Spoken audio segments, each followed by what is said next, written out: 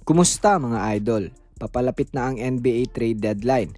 Gaya ng inaasahan, maraming pangalan na naman ang lumulutang sa mga trade rumors. Sila Jimmy Butler, Bradley Beal at Zion Williamson. Posible kaya silang magpalit ng kupunan bago ang deadline?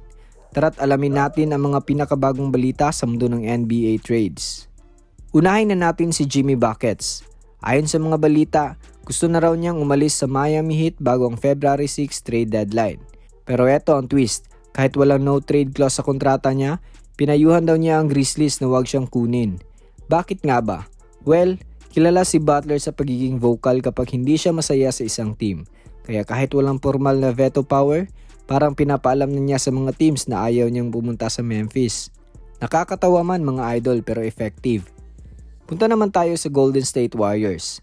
May kumakalat na balita na posible nilang habulin si Zion Williamson ng Pelicans. Pero eto mga idol, ayon kay Mark Spears ng Anscape, hindi raw interesado ang Warriors kay Zion. Bakit nga ba? Una, sobrang taas ng salary cap ni Zion. Nasa $36.7 million para sa 2024-25 season. Pangalawa, hindi rin kasi sigurado ang Warriors kung gaano siya ka-healthy. Sabi nga ni Spears, with Zion, you just don't know what you're going to get. Ngayon naman, usapang Lakers. Maraming teams ang interesado kay rookie sensation Dalton Knecht. Pero ayon sa ulat ng Fox Sports, hindi raw interesado ang Lakers na i-trade siya. Kasama rin sa listahan ng di pwedeng i-trade ng Lakers si Rui Hachimura. Malinaw na bahagi ng long-term plans ng Lakers ang dalawang ito.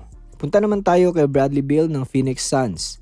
Matapos siyang mabench kamakailan, marami ang nagtatanong kung willing ba siyang i-waive ang kanyang no-trade clause para mapalitan ng Suns. Ayon kay John Gambadoro, may ilang teams na posibleng maging destinasyon ni Beal kung sakaling i-trade siya. Sama rito ang Lakers, Miami Heat at Nuggets.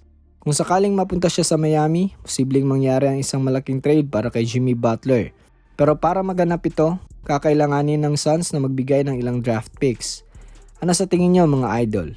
Saan kaya mapupunta sina Jimmy Butler at Bradley Beal? Sino kaya ang gagawa ng malaking hakbang bago ang trade deadline? At kung may haka-haka kayo kung saan mapupunta ang mga players, i-comment nyo na sa baba.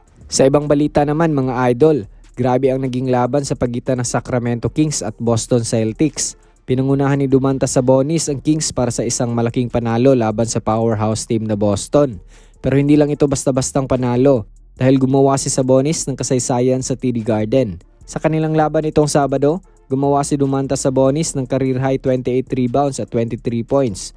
At binuhat niya ang Sacramento Kings sa isang 114-97 victory laban sa Boston Celtics. Alam nyo ba mga idol, si Sabonis ang kauna-unahang player mula pa noong 1971 na nakapagtala ng 20 points at 25 rebounds sa TD Garden. Ang huling gumawa nito, wala iba kundi ang legendary na si Kareem Abdul-Jabbar.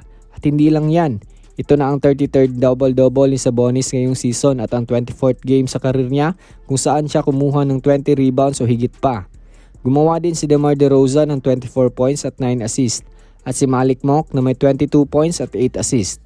Para naman sa Celtics, si Jaylen Brown ang nanguna sa opensa na may 28 points.